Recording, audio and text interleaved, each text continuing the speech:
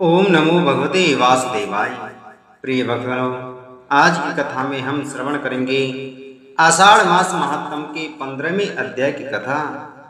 नारद जी ने भगवान विष्णु से पूछा, हे प्रभु, यह सब तो सतयुग, त्रेता युग और द्वापर के उदाहरण हैं, परंतु अब जब कलयुग में लोग अत्यंत व्यस्त, भ्रमित और लोग भोगों में लिप्त हैं, क्या उनमें से भी कोई यदि आषाढ़ मास में भक्ति करे तो वह मोक्ष का पात्र बन सकता है?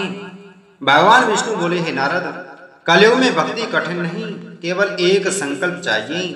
मैं तुझे एक ऐसे युवक की कथा सुनाता हूँ। नारायणपुर में रहने वाला माधव नामक एक युवक था।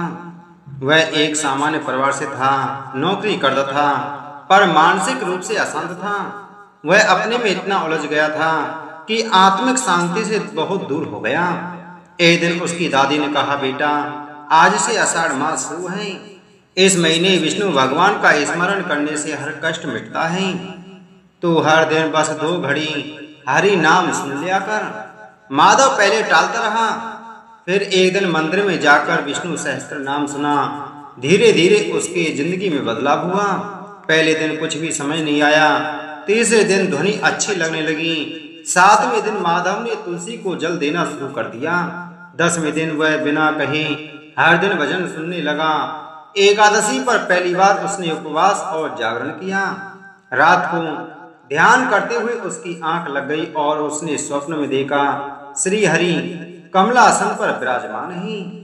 वे बोले, हे माधव, तूने मेरे नाम को इस कलयुग की भागदौड़ में भी स्थान दिया है। अब मैं तेरे जीवन में प्रकाश बनकर उतरूंगा।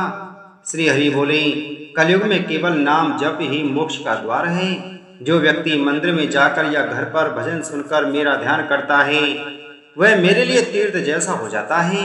आषाढ़ मास में हर दिन 2 घड़ी भक्ति, तुलसी को जल और एक नाम स्मरण सैकड़ों जन्मों के पापों को मिटा देता है।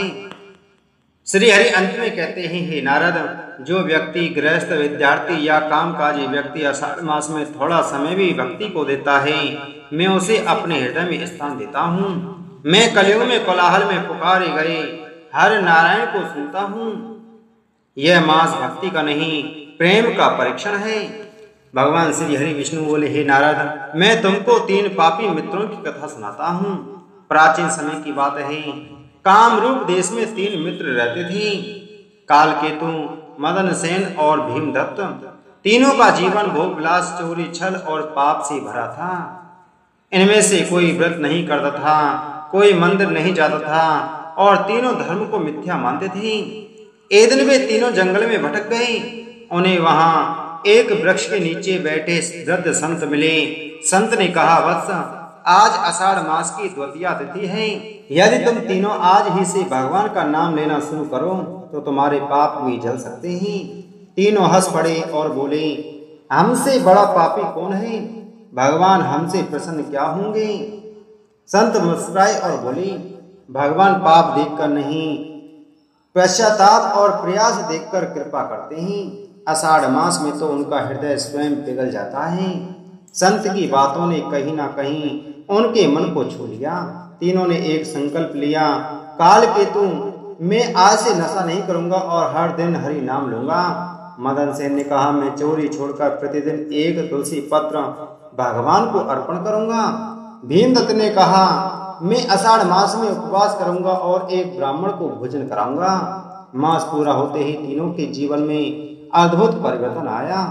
उनके मन शांत हो गए, उनके कर्म सुधर गए और वे समाज में सम्मानित होने लगे।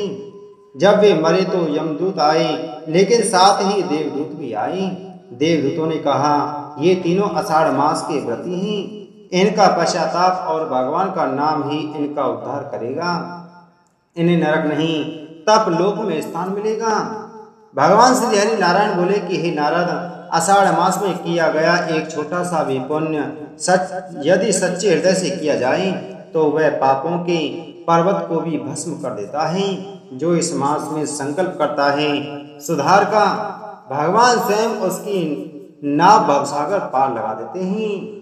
बोलो विष्णु भगवान की जय।